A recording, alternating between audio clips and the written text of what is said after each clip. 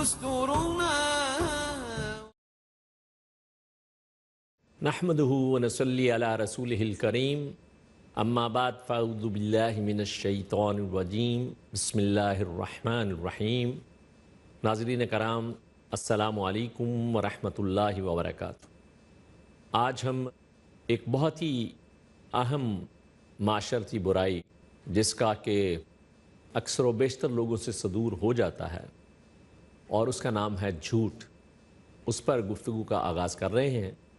ہمارے ساتھ موجود ہیں ہمارے مہمان قاری صہیب احمد صاحب.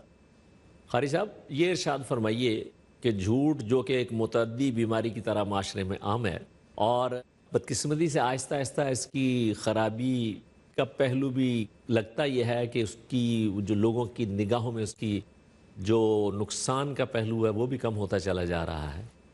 تو سب سے پہلے آپ یہ ارشاد فرمائیے کہ جھوٹ ہے کیا چیز؟ بسم اللہ الرحمن الرحیم. الحمد للہ خالق الانس والجان والصلاة والسلام على النبی العدنان وعلى آلہ وصحبہ ومن تبعهم بإحسان إلى يوم الحشر والنشور والميزان. أما بعد فأعوذ بالله من الشيطان فإنه عدو للإنسان إنما يفتر الكذب الذين لا يؤمنون بآيات الله. قرآن مجید میں اللہ رب العزت فرما رہے ہیں جھوٹ وہ بولتا ہے جس کا اللہ کی آیات پہ ایمان نہیں ہوتا.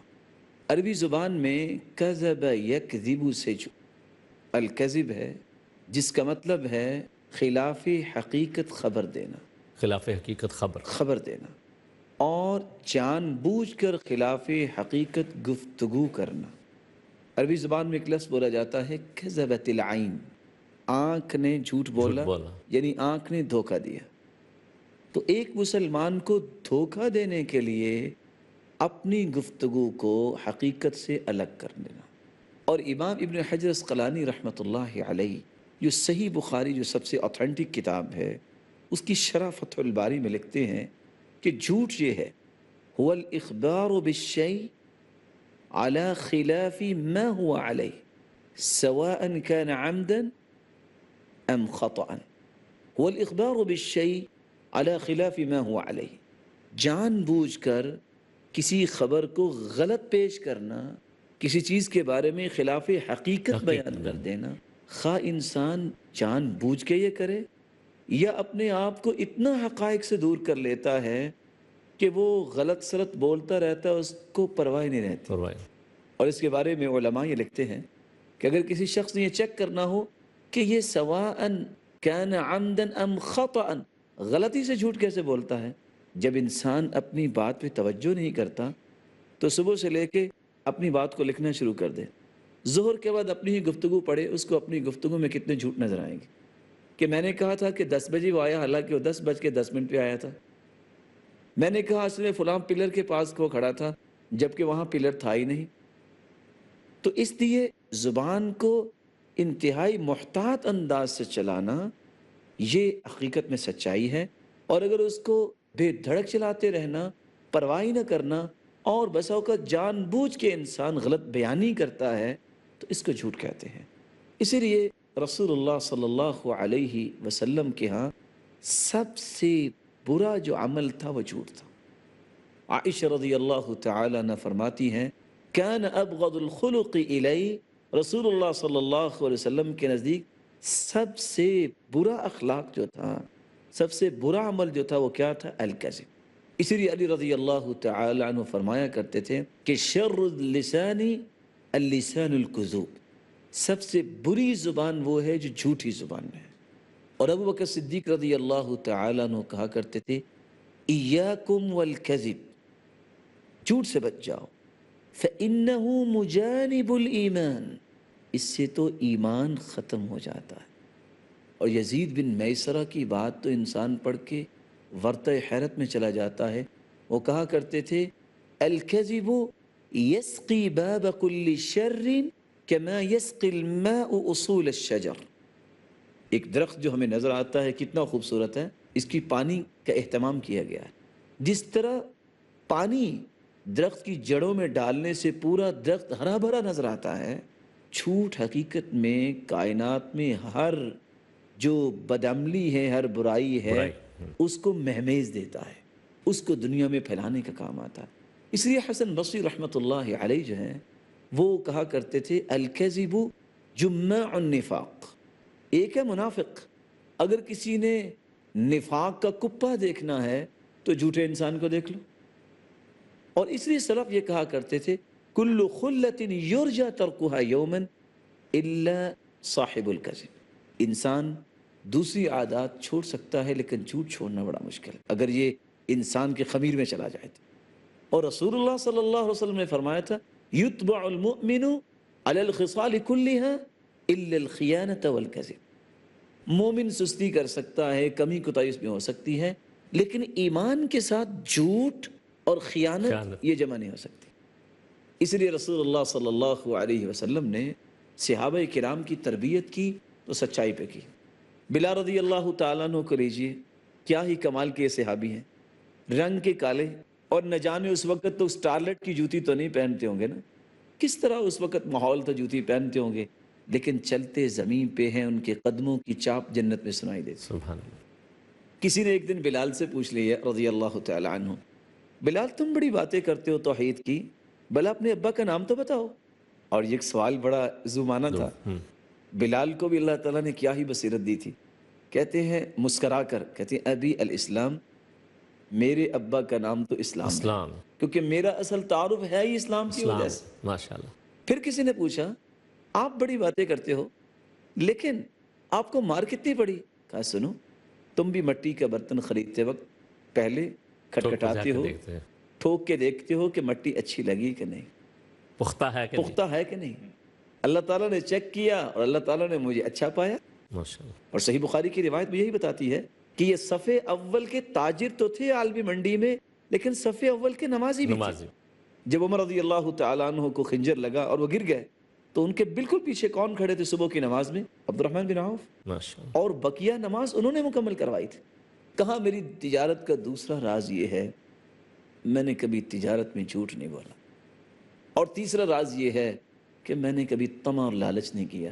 میں نے ایک دن 1000 اونٹ خریدے تو میں 3 دن سے زیادہ جانور کو اپنے پاس نہیں رکھتا تھا، میں نے 1000 اونٹ کے 1000 ہی بیچ دیے، میں نے 1000 کے 1000 اونٹ بیچ دیے، لیکن بیچتے وقت مجھے خیال ہے میں نے کہا رسی میں اتاروں گا۔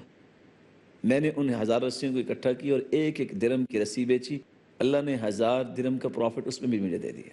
ماشاءاللہ۔ تو میں مٹی کا سودا کرتا تھا اور مجھے سونے کا بھاؤ ملتا تھا۔ راز کیا بتایا؟ میں نے کبھی جھوٹ نہیں بولا۔ عمر بن عبدالعزیز جس نے 2 سال حکومت کی ہے، 99 میں حاکم بنے ہیں اور 101 میں اللہ کے پاس چلے گئے، لیکن پوری کائنات میں کس طرح انہیں عدل و انصاف کو قائم کیا؟ کسی نے پوچھا راز کیا ہے؟ کہا راز اللہ جانتا ہے، اس کی توفیق سے سب کچھ ہوا ہے، لیکن میں ایک بات بتا سکتا ہوں، میں کذب تو کذب منذ شدت تو علیہ ازاری، جب سے ہوش سنبھالا ہے میں نے آج تک جھوٹ نہیں بولا۔ تو گویا کہ یعنی جھوٹ کے بولنے کی جو خباثت ہے ایک طرف وہ ہے، اور ایک طرف یہ جھوٹ نہ بولنے کے نتیجے میں رزق میں بھی برکت ہے، زندگی بھی خوشگوار ہے، دنیا کی وہ بادشاہت جو بڑے بڑے لوگوں کو نہیں ملتی ہے وہ عمر بن عبدالعزیز کو نصیب ہوئی، اور 2 سال میں نصیب ہوئی، جبکہ لوگ ساری عمر اسی کام میں لگا دیتے ہیں۔ اس کے ساتھ یہ ارشاد فرمائیے کہ اب یہ جو اس کا مثبت پہلو تو ہمارے سامنے آ گیا، لیکن اس کو اگر خدا نخواستہ کوئی شخص اس کا مرتکب ہوتا ہے تو اس کے لیے کیا معاشرے کے نقصانات تو ظاہر اس کے نتیجے میں خود بخود ہوں گے ہی۔ اس کے بارے میں رسول اللہ صلی اللہ علیہ وسلم نے ہماری رہنمائی بڑی عمدہ طریقے سے فرمائی ہے۔ انسان بینگ اے مسلم وہ چاہتا ہے کہ اس کا اسلام کم از کم بچ جائے، لیکن جھوٹ ایک ایسی بیماری ہے، اگر انسان کے اندر یہ عادت آ جائے تو انسان ایمانی کیفیت سے نکل کے نفاق کی کیفیت میں آ جاتا ہے۔ صحیح بخاری اور صحیح مسلم کی روایت ہے، رسول اللہ صلی اللہ علیہ وسلم نے فرمایا آیت المنافق ثلاث، اذا حدث کذب، واذا وعد اخلف، واذا اؤتمن خان۔ منافق کی 3 نشانیاں ہیں، جب وہ بات کرتا ہے تو جھوٹ بولتا ہے، جب وعدہ کرتا ہے تو وعدہ خلافی کرتا ہے، اور اگر اس کے پاس امانت رکھی جائے تو امانت میں خیانت کرتا ہے۔ اور دوسری روایت کے لفظ یہ ہے اربع من کن فی کان منافقا خالصا وان صام وصلى وزعم انه مسلم. چار خصلتیں جس شخص میں آ جائیں وہ خالص منافق بن جاتا ہے، خواہ وہ نماز بھی پڑھتا ہو، خواہ وہ روزے بھی رکھتا ہو، اور اس کا گمان بھی ہو کہ میں تو مسلمان ہوں. وہاں بھی کیا فرمایا؟ اذا حدث کذب واذا وعد اخلف واذا عاہد غدر. جب عہد و میثاق کرتا ہے تو غدر کرتا ہے. واذا خاصم فجر. جب وہ جھگڑا کرتا ہے تو گالی گلوچ پہ اتر آتا ہے. یہ اس کے نفاق کی علامت ہے. اور ان دونوں حدیثوں میں جو منافق کی نشانی بیان کی گئی ہے وہ کیا ہے؟ جھوٹ بولنا. بلکہ جھوٹ بولنے سے انسان کا اخلاق تو بالکل برباد ہو کے رہ جاتا ہے. احنف ابن قیس کہا کرتے تھے لا مروءۃ للکذوب. جھوٹے آدمی کی کوئی عزت نہیں ہے، کوئی مروت نہیں ہے. آج جھوٹ بول کے نکل گیا ہے تو کل پھنس جائے گا. ولا سؤدۃ للبخیل. بخیل آدمی کبھی سردار نہیں بن سکتا. جی یہاں ایک چھوٹا سا وقفہ، ہم دوبارہ حاضر ہوتے ہیں، آپ ہمارے ساتھ رہیے گا.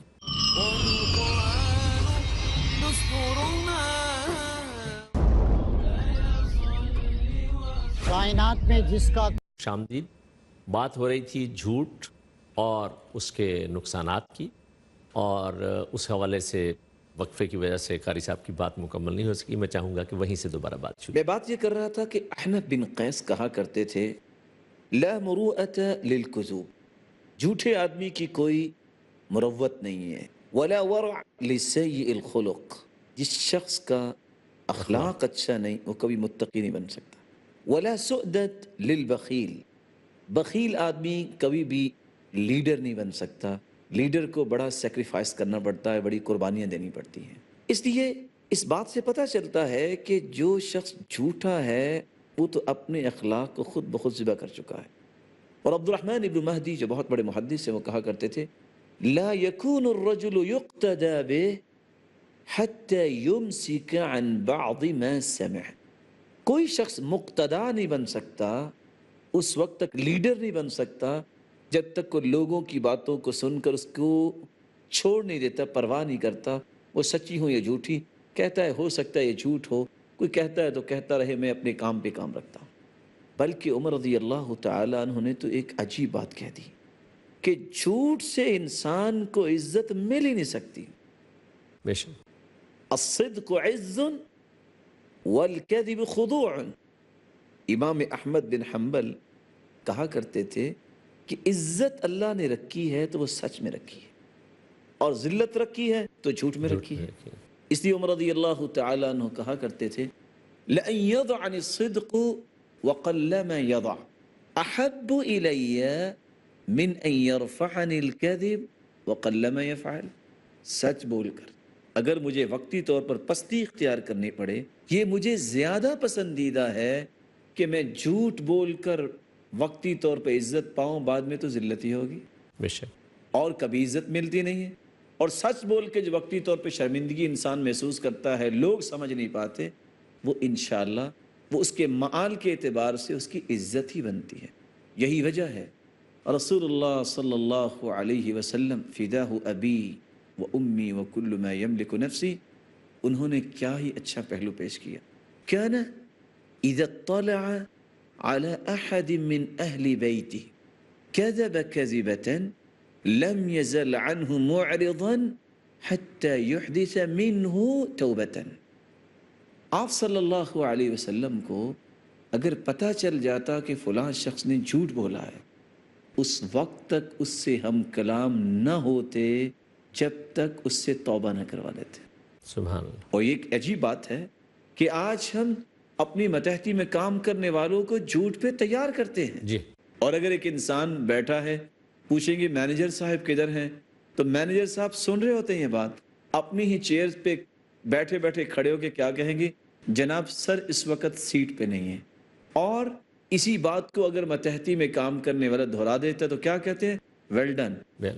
آپ نے تو کیا اس کو جو ہے گولی کھلائی، ایسی گلشٹ دی ہے، آپ تو انعام کے لائق ہیں. اور شریعت کیا کہہ رہی ہے؟ رسول اللہ صلی اللہ علیہ وسلم اس شخص سے ہم کلام ہونے کو پسند نہیں کرتے. بالفاظ دیگر وہ اس لائق نہیں ہے کہ اس کے ساتھ اتنی بڑی ہستی کلامی کرے۔ ماشاءاللہ۔ تو رسول اللہ صلی اللہ علیہ وسلم نے عملی طور پہ جھوٹ چھڑانے کے لیے اس طرح کے پہلو پیش کیے۔ ایک شخص آ گیا، آپ نے کہا یہ کام چھوڑ دو، یہ کام چھوڑ دو، یہ کام چھوڑ دو۔ اس نے کہا اتنے کام میں ایک مرتبہ نہیں چھوڑ سکوں گا، آپ ایک کام چھڑا لیں۔ آپ نے فرمایا اچھا تم جھوٹ چھوڑ دو۔ وہ کیا؟ چوری، یہ ڈکیتی، یہ شراب نوشی، یہ دیگر اشیاء۔ سوچتا ہے اگر میں نے کوئی کام کیا تو انہوں نے پوچھ لیا تو جھوٹ تو بولنا نہیں بولنا ہے۔ پڑا، جھوٹ چھوڑا، سب کچھ چھوڑ سارے دیا۔ چھوٹ گئے۔ تو گویا کہ جھوٹ تو تمام معاشرتی برائیوں اور بیماریوں کی جڑ ہے۔ یہی وجہ ہے رسول اللہ صلی اللہ علیہ وسلم نے یہ بات بیان کی ہے، اور سچی بات ہے، کتنی خوفناک یہ بات ہے۔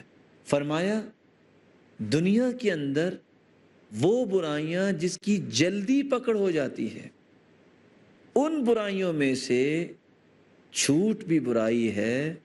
اللہ رب العزت فوری طور پہ اس بندے کی پکڑ کر لیتے ہیں جو خیانت اور جھوٹ اور قطع رحمی میں ملوث ہو جاتا ہے۔ رسول اللہ صلی اللہ علیہ وسلم کا فرمان ہے کہ جلدی عذاب اللہ رب العزت جس وجہ سے دیتے ہیں مع ما يدخرہ لہ فی الآخرہ، صرف دنیا میں پکڑ نہیں بلکہ اس کے لیے قیامت کے دن بھی بہت بڑے عذاب اللہ نے تیار کیے ہیں۔ ان میں سے خیانت ہے، جھوٹ ہے، اور قطیعت الرحیم ہے، قطع رحمی ہے۔ اس لیے انسان کو ہر وقت اس بات سے بچنا چاہیے کہ میں جو بول رہا ہوں صحیح بول رہا ہوں۔ اس لیے اللہ تعالیٰ نے جو قرآن مجید میں ایک راز بیان کیا نا، اور اتنا خوبصورت راز ہے، اور تجربے سے یہ ثابت ہے کہ اگر انسان اس کو اختیار کر لے تو اس کو جسمانی بھی راحت ملتی ہے اور معاشرتی بھی راحت ملتی ہے، اور اللہ سے امید ہے کہ اللہ قیامت کو بھی راحت ہی دے گی۔ اور وہ راز کیا ہے؟ یا ایہا الذین آمنوا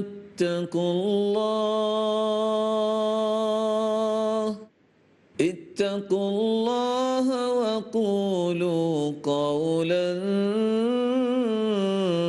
سدیدا يصلح لكم أعمالكم ويغفر لكم ذنوبكم ومن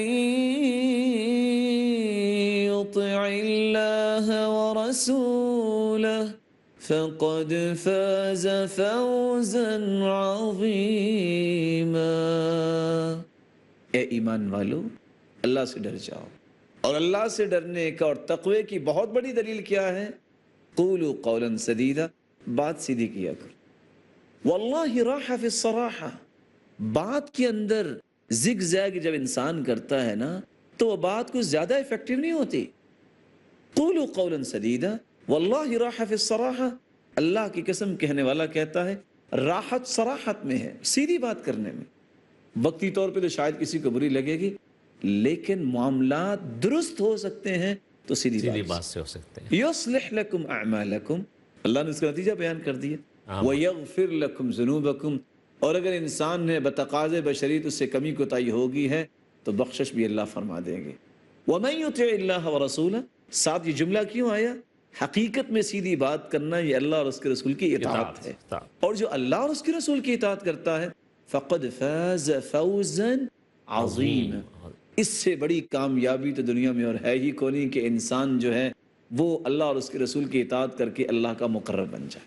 یہاں تک کہ حج کے لیے غلط بیانی، مطلب کوئی شخص محرم نہیں ہے اور اس کو محرم بنا کے نفی محرم کر دیا ڈکلیئر جاتا کر ہے۔ دینا۔ یہ فرمائیے کہ یہ چونکہ خاص ایک اب جو آج کل حج کا سیزن بھی آگے آ رہا ہے، اور اس میں یہ جو رویہ ہے اس سے اس حج کے اوپر کیا اثرات مرتب ہوتے ہیں، کچھ اس کو میں یہ سمجھتا ہوں کہ رسول اللہ صلی اللہ علیہ وسلم کا فرمان جو ہے من طلب اللہ بالصدق اعطاہ اللہ مرآة یبصر فیہا الحق والباطل، جو اللہ رب العزت کی عبادت کرتا ہے سچائی کے ساتھ، جھوٹ کے ساتھ نہیں۔ اور یہاں تو شروعات جھوٹ کی ہے، اور یہاں بات جو ہے وہ جھوٹ کی ہو رہی ہے۔ اعطاہ اللہ مرآة، اللہ رب العزت اسے ایک ایسا آئینہ دے دیتے ہیں یبصر فیہا الحق والباطل، جہاں وہ حق و باطل میں تمیز کر سکتا ہے۔ تو یہ ایک فیصلہ ہو گیا کہ حق و باطل کی تمیز تو ملتی ان کو ہے جو صداقت کو بلند کرتے ہیں۔ اور ویسے بھی یہ بات سمجھنے والی ہے کہ رسول صلی اللہ علیہ وسلم نے جب یہ بات بیان کی لا تسافر المرأة الا مع ذی محرم، کوئی بھی عورت بغیر محرم کے سفر نہ کرے، صحیح بخاری کی روایت ہے۔ جی جی۔ تو ایک صحابی کہنے لگے یا رسول اللہ صلی اللہ علیہ وسلم انی اکتتبت فی غزوة کذا و کذا وان امرأتی انطلقت حاجہ، میرا نام تو فلاں غزوہ میں لکھا گیا ہے اور میری بیوی حج کرنے جا رہی ہے۔ فرمایا انطلق فحجی مع امرأتک، جاؤ پہلے اپنی بیوی کے ساتھ حج کرو، کیونکہ بغیر محرم کے وہ سفر نہیں کر سکتی۔ جب شریعت نے اسے مکلف ہی نہیں بنایا، کیونکہ جو استطاعت کی شرائط ہے 5 اور عورت کے لیے چھٹی شرط بھی ہے کہ اس کا محرم اس کے ساتھ ہو، جب یہ مکلف نہیں ہے تو یہ تکلیف مالا یطاق کو کیوں پسند کرتے ہیں؟ اور انسان جب نیت کر لیتا ہے کہ میں نے حج کرنا ہے، شریعت کی خوبصورتی دیکھیے، ان اللہ قد اوقع اجرہ علی قدر نیتی، نیت کے مطابق اللہ اجر دے دیتا ہے۔ اور تعجب کی بات ہے جب بدر میں صحابہ تھے تو اللہ کے رسول نے کیا فرمایا صلی اللہ علیہ وسلم، ما قطعتم وادیا ولا سرتم مسیرا الا وهم معکم، مدینے والے کچھ ایسے لوگ ہیں آپ جس وادی میں اترتے ہو جو سفر کر رہے وہ تمہارے ساتھ ہے۔ دوسری روایت میں آتا ہے شارکوکم فی الاجر، وہ اجر میں شریک ہے۔ قالوا وهم فی المدینہ، اللہ کے رسول مدینہ بیٹھے ہی ہمارے اجر میں شریک؟ قال نعم حبسهم العذر، ان کو عذر نے روکا ہے، وگرنہ وہ بھی یہی آنا چاہتے تھے۔ تو جب انسان کی نیت بن گئی ہے کہ میں نے حج کرنا ہے یا کوئی بھی نیکی کرنا چاہتا ہے تو نیت کے مطابق اس کو اجر مل جاتا ہے۔ اور صحیح بخاری کی اوتھینٹک روایت کیا بتاتی ہے، من ہم بحسنۃ فلم يعملها كتبها اللہ عنده حسنۃ کاملہ، جو نیکی کا ارادہ کر لے اور عمل نہیں کیا اللہ اس کی بھی نیکی پوری لکھتے ہیں۔ فإن عمل بها، اور اگر نیکی کر لیتا ہے تو پھر کیا ہوتا ہے، كتبها اللہ عنده حسنۃ کاملہ، اور فرمایا اللہ تعالیٰ اس ایک نیکی کو الى اضعاف کثیرہ، 10 گنے الى 700 ضعف، 700 گنا الى اضعاف کثیرہ، unlimited اضافہ اس میں کر دیتے ہیں۔ تو میرا یہ خیال ہے کہ شریعت نے جو بات بیان کی ہے اس میں کفایت کرنی چاہیے۔ جب انسان مکلف نہیں کسی بات کا تو اس کے بارے میں انسان کو صداقت کے ساتھ اپنی زندگی کو اور دیانتداری کے ساتھ اپنی زندگی کے زاویوں کو سیدھا کرنا چاہیے، اور اس میں ہی خیر و برکت ہے۔ بہت خوب۔ ناظرین کرام، آپ نے بہت ہی اہم بات اور ایک عملی ہماری زندگی کا مسئلہ کہ وہ خواتین جن کو محرم میسر نہیں ہیں ان پر جب اللہ سبحانہ وتعالی کی طرف سے یہ بوجھ ہے ہی نہیں تو انہیں غلط بیانی کے ذریعے سے حج کی جو نیت ہے اس کا اجر انشاءاللہ ان کو مل جائے گا، حج کا ثواب بھی مل جائے گا، لیکن انہیں جھوٹ سے بچنا ہے۔ صرف اس معاملے میں نہیں بلکہ کسی بھی معاملے میں جھوٹ کی جو خباثت و برائی ہمارے سامنے آئی ہے، اللہ سبحانہ تعالی ہمیں اس سے بچنے کی توفیق عطا فرمائے۔ پروگرام کا وقت ختم ہوا ہے، انشاءاللہ آئندہ نشست میں اس سے متعلق کچھ اور باتیں ہوں گی، تب تک کے لیے اللہ حافظ۔